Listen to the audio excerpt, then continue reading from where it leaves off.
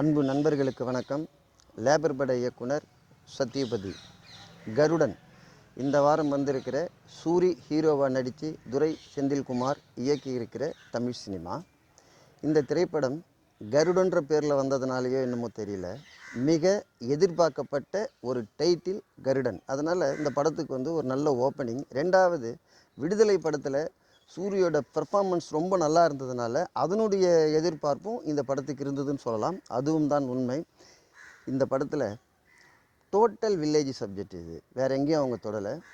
அதாவது ஒரு கடவுள்கிட்ட இருக்கிற சொத்தையோ நகைகளையோ பணங்களையோ எடுத்தால் மனிதனுடைய நிலைமை என்ன ஆகுன்ற ஒரு நல்ல கான்செப்டை வச்சுட்டு இயக்குனர் கிராமிய லெவலில் ஒரு கதைக்களத்தை ரெடி பண்ணி அதை ஜெயிச்சிருக்காருன்னு சொல்லலாம். இந்த படம் வர்த்தக ரீதியான வசூல்னு தான் சொல்ல முடியும்.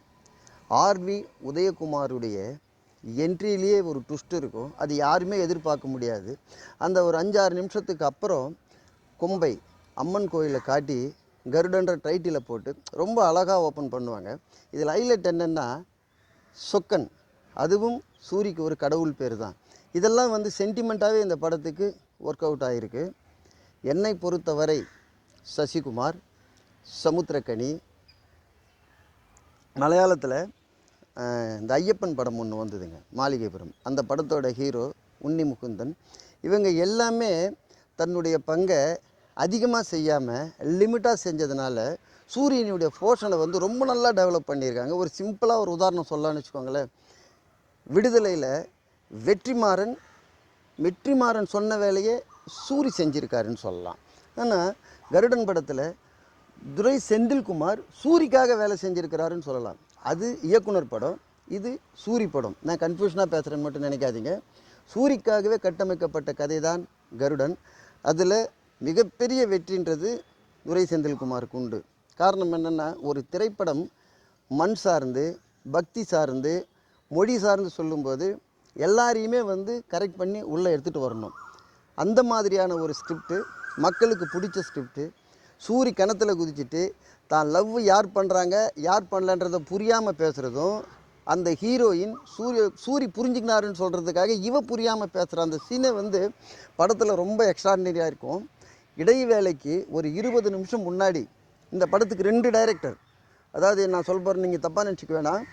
துரை செந்தில்குமார் ஒரு இயக்குனர்னா, அடுத்த இயக்குனர் இந்த படத்துக்கு பிரதீப் இ ராகவென்ற எடிட்டர். இவர் இன்ட்ரோலுக்கு முன்னாடி பண்ணியிருக்கிற ஒரு 20 நிமிஷம் எடிட்டிங் ஒர்க்கு செகண்ட் ஹாஃபை பார்க்குற அளவுக்கு ஒரு தம் கிரியேட் பண்ணி வெளியே அனுப்பும்.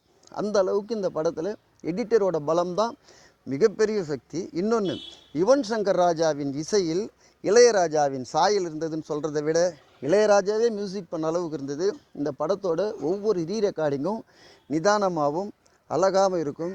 லாஸ்ட்டில் அந்த காலவாசியில் நடக்கிற ஃபைட்டாக இருக்கட்டும், சூரியோட ஆக்ஷன் பிளாக்காக இருக்கட்டும், இயக்குனர் எப்படி சூரியை ப்ளே பண்ணி வேலை வாங்க முடியுமோ அந்த அளவுக்கு வாங்கியிருக்காங்க. சசிகுமாருடைய போர்ஷன் நமக்கு சுப்பிரமணியபுரத்தை ஞாபகப்படுத்தி இருந்தாலும் கூட செகண்ட் ஹாஃபு அதை அழகாக தெளிவாக துரை செந்தில்குமார் அவர்கள் மக்களுக்கு நல்ல ஒரு கதையை 2 மணி 10 நிமிஷம். இந்த படத்தினுடைய பெரிய சிந்தனையே என்னென்னா, 2 மணிக்குள்ளே இந்த படத்தை சொன்னது தான் இந்த படத்தினுடைய மிகப்பெரிய வெற்றி. அதே சமயம் இந்த சம்மர் வீக்கெண்டில் ஃபேமிலியோடு பார்க்கக்கூடிய படம் தான் கருடன். இந்த படத்தினுடைய பாதிப்பு விடுதலைக்கு 2வது பார்ட்டுக்கு மிகப்பெரிய ஓப்பனிங்கை தருன்றதில் மாற்று கருத்து எனக்கு இல்லை. நீங்கள் ஒரு நல்ல படம் ஃபேமிலியாக போய் பார்த்தீங்கன்னா உங்களுடைய கிராமத்து சம்பவங்கள் நினைவுக்கு வரும். சிட்டிலே இந்த படம் இவ்வளோ ஹவுஸ்ஃபுல்லாக போகும்போது வில்லேஜ் செக்டாரில் மிகப்பெரிய வெற்றியை தரும். ஒரு தடவை பாருங்கள். நன்றி, வணக்கம்.